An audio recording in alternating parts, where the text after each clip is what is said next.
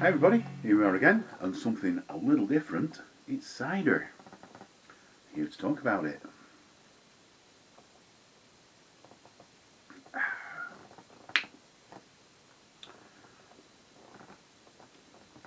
We'll have a look at the facts and figures first.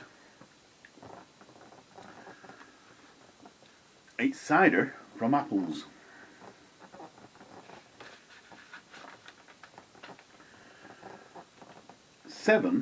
Approximately 7 carrier bags full of apples. The approximate weight, I forgot to weigh one bag, but most were around about £16. So the approximate weight in total was £109. Total wastage due to bad fruit, stuff that I didn't want to use, was about £13.5. Approximate total value of fruit used was £95.8. That's English pounds, not pounds sterling, pounds weight. It took 7.5 hours to scratch and press the fruit. 7.5 hours. Jesus. That gave 18.5 litres of juice. Notice, I'm mixing the imperial with metric. I don't care. Work it out yourself. You'll find that it was quite a good yield of juice per fruit. I heated all of the juice in batches to at least 90 degrees, often slightly more, not to boiling point, but to get up there, kill everything off, so then it's cider rather than scrumpy. I used my usual starter. It's made up of 20 grams of sugar and SO5 reused yeast. Left it under, and 1 teaspoon of nutrient, because it's cider, not beer, and I left it under a cloth while I was scratching and pressing the apples.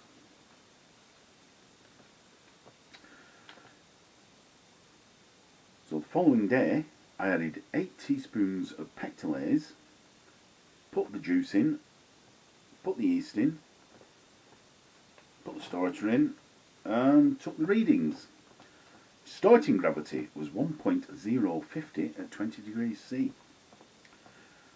Now the finishing gravity in the fermenter was 1.020 at 19 degrees C, which I thought was pretty high really, which would only have given an ABV, nothing wrong with this, of 4.076%. However, I realised quite early on that it was fermenting, still fermenting in the barrel, because it was pipping away, going not bubbling, because it's just releasing gas from somewhere. I'm not sure where it was releasing it from. Somewhere. I couldn't actually find where it was releasing it from. It wasn't releasing it from the pressure release. I think it was coming out from under the cap somewhere. It's my dodgy barrel that doesn't really seal very well. About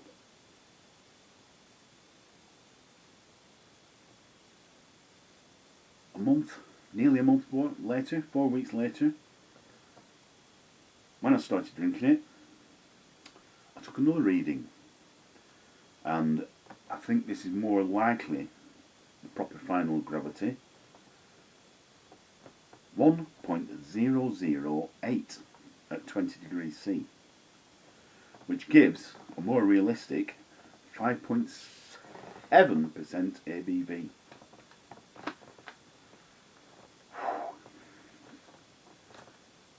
The apples cost me out. I had a bit of pectolase, which I already had, 8 teaspoons of pectolase.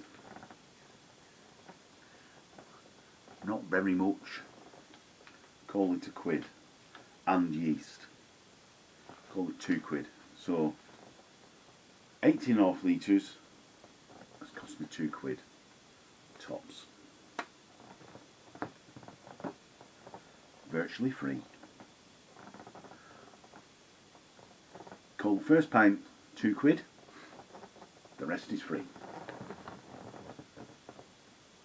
So let's have a quick look at it.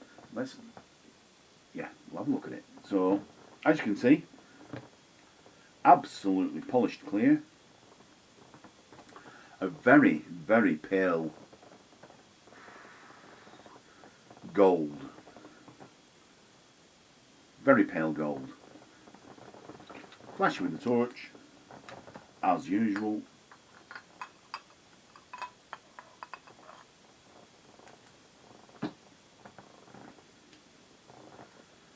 Doesn't hold head, so typical cider because it's made of apple. There's no head retention with apple juice. Let's give it a snifter. It smells like cider. There's like, yeah, it's got an apple aroma to it,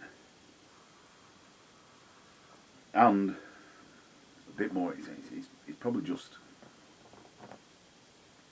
you're getting onto the point where you can smell the alcohol at 5.7%. So yeah, so it's alcoholic apple aroma, as it should be, because all that's in there is apples and alcohol, or apple juice. Let's give it a whirl.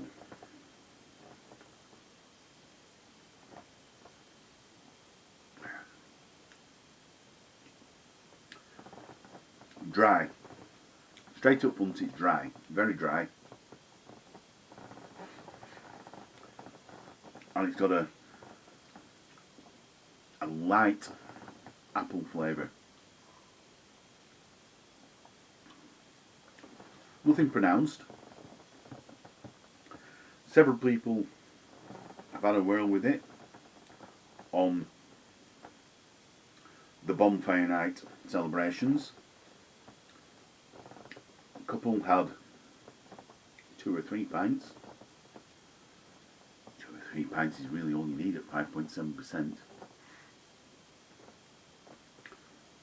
But it's got a, as I say, it's very dry. There's no, don't think there's any sweetness to it at all.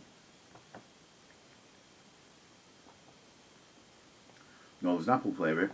There's a sharpness. Quickly dries off to a dry with a slight acidicness, slight cider type acidicness. It's not bad. If I was a cider drinker, I think I'd like that. I've tried ciders in the past. People rave on about them, and I prefer beer. Cider's okay, but it's very light. Refreshing, sharp, clean and dry. Not bad. And certainly, for a freebie, damn good. Right. Like, comment, subscribe. See you next time. Cheers. Bye.